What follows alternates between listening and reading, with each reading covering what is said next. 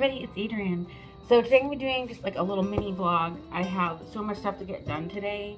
I have my tax appointment coming up soon, so I'm gathering all of my documents to bring those over, getting set up. I have one pickup today, and I have a couple of dresses I'm working on for the upcoming weeks and preparing for 2 clients I have picking up their dresses tomorrow. So I'm just doing a little bit of cleaning around the shop, and honestly, this is one of those topics that I love talking about with people when they're talking about charging for pricing, is they get nervous upping their prices for things. But if you're wanting to grow your business to an outside of your home space, you want to have money for things like cleaning supplies and, you know, stuff that you wouldn't need to buy in your home because you already have them, but you should be buying them with your business money, not your personal money. And so things like that, as you grow, your changes are going to increase. So you're going to have more needs show up for your business than you had before. So even just for example, I think of bathroom cleaning products. So if you move to a space outside of your home that has a little bathroom, you're going to have to furnish, clean, and maintain that bathroom. And yeah, you can pull stuff from your house, but your business should make enough money to cover all those cleaning supplies and items. Or same thing like my little fridge here that I stock with water and soda and stuff like that. That stuff all needs to be covered under your overhead. So that way you're not paying for any of that out of pocket. You shouldn't be paying to do your business. Your business should be paying for itself. And that's one of those expenses that people don't think of when they get nervous to start charging appropriate prices. Because you're not just looking to charge for your skill level, but you're also looking to grow your business. I mean, if you're not, that's cool too. But even if you're buying supplies for your home that are also for your business, those things can still, you know, be paid for from your business expenses as well. So that's just been on my mind. So hopefully today I'm going to record little bits here and there of my work and, you know, my activities. We've got a lot of fun stuff, you know, on the personal schedule for today too. So we're just going to get some cleaning going before our first appointment comes. All right, so I was informed we were going to go get some cakes now.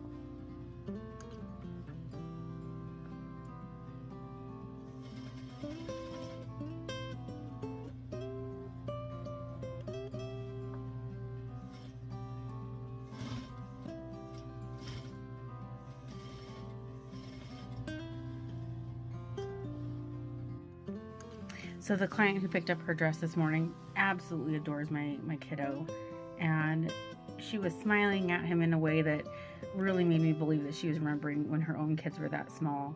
And she just said, "Isn't it wonderful that you get to spend so much time with him?" And honestly and truthfully, I adore it. And I never imagined that I would enjoy it as much as I do. And some days I feel bad because my kid goes along with me to, you know, doing work projects and stuff. It's not always 1000% fun, but I enjoy that he's with me and he can see me working hard. And it gives me time to mix fun into the day for him. And we also are going to the dentist for the very first time today, so that's going to be a blast. I tried to hype it up as if we're meeting a celebrity. And I did a really good job getting us this appointment, you know, and maybe she'll give us an autograph. But that's really what I want to build for him, is the consistency of a lifestyle routine, a little bit of a schedule, so that he can feel safe and secure. And that definitely is hard to do while you're balancing bridal season, because there's lots of ins and outs and ups and downs and schedule changes and stuff like that. And I am super blessed that I'm able to build something that's even regular enough that I can vlog about it, and it's kind of boring. Like, this is kind of similar to other ones that I've recorded, and I kind of enjoy that, because that means at least one day out of every month is consistent, feels similar to another day, and hopefully that little pattern, a little routine, will be good for him and help him build a sense of safety, which I just enjoy. That feels like good momming to me. He actually fell down asleep for a nap. Fell down asleep. That's not even how you say that. Fell asleep, put him down for a nap. That's where that came from. My brain is exhausted, as you can tell. I've significantly lightened my workload, but it's not quite as light as I need it to be yet, just because the intensity of dresses has really increased in the years. We've talked about this almost ad nauseum now, to where the dress styles are requiring so much more effort than ever before, truly ever before. And it's really made it to where everything is taking longer to do. Not this dress. This dress is lovely. I have enjoyed every minute working on this dress, because this is like a classic dress style. This is nothing crazy at all. And some of these dresses nowadays take just so much more time and effort. Don't you love when you lose something you were just holding on to because there's a big dress in front of you?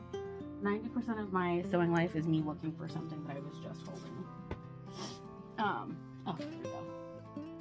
But yeah, everything has changed so much to where things are a little bit less predictable, and that really reflects when you have other life goals to accomplish, like giving your kids a stable daily routine and stuff like that. So I have added some stroller walk to our schedule, which is wild, because I'm not a stroller mom. I'm just not good at it yet, and I have really enjoyed the bit of stroller momming that I've done lately, and I'm hoping I can get better at it as far as like being prepared. I feel like stroller moms are always prepared for stuff. But things like that, when you say no to certain things, it opens you up to say yes to other things. And I have discovered that some of my no's lately have turned into yeses for some stuff I didn't really even know I wanted. I didn't know I wanted to go on a morning walk with my kid in a stroller. He loves it. And, I just didn't know that was something I was ever going to want in my life. And saying no to certain projects or certain clients, or, one too many things, has allowed me to be able to do that, and just to walk for 20 minutes with him. And, he's pointing out birds and trees, and I can talk to him about bees pollinating the orange trees near our house and stuff like that. And that just feels exactly like what I want. So that's been so motivating lately, because sometimes when you change your boundaries, people get upset with you because they liked who you were before, and when they could take advantage of you having flexible boundaries. And unfortunately, that's been something happening recently. As I've kind of narrowed my focus on what I'm going to be taking, I do have some people who are grumpy with me about it, which is a bummer. But at the same time, those no's have turned into some pretty significant yeses in my personal life, and I'm being rewarded. Honestly, I'm being rewarded with how much time I can spend with my kiddo, and that's truly been so motivating to build more boundaries. Like, what else can I be cutting out? What else can I pare back on in my life that's not quite as important? So that way I can really feel like I've spent my time properly and enjoy my actual life instead of just working all the time. I was a really big player in the hustle culture. I am a huge fan of hustle culture. Well, at least I used to be. And, get up early, stay up late, take over the world. Absolutely. Absolutely. And my heart still has a lot of that juice in it, which is what keeps me going with this. But I think I'm going to find just a nicer balance in the middle, because you can still be a hustler and work really hard, but like not all the time, you know. It's got to taper in with everything. You can't just be burning the midnight oil forever. But it takes a while to heal from that too, because that felt right. It felt right to burn the candle at both ends and just be exhausted. I don't know why that felt correct, but it did for so long. And I've come to find out that it doesn't work for me and for the life that I want to have now, which is kind of wild, because again, sometimes new things spring up on you out of nowhere. All of a sudden you're like, wait, the life I was living before doesn't work for me as a person, and you just find yourself in a whole new place. And so it's almost like you're starting over, but not.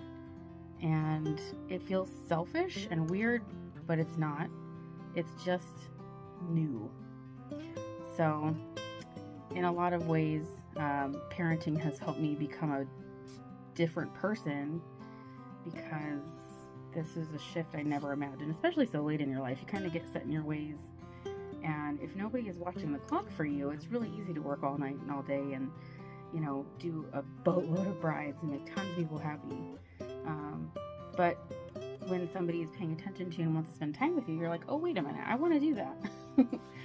So things kind of pivot around a little bit. Absolutely wild. I probably wouldn't have ever imagined that that would be how my life would have turned out if you had told me that so many years ago. It's crazy.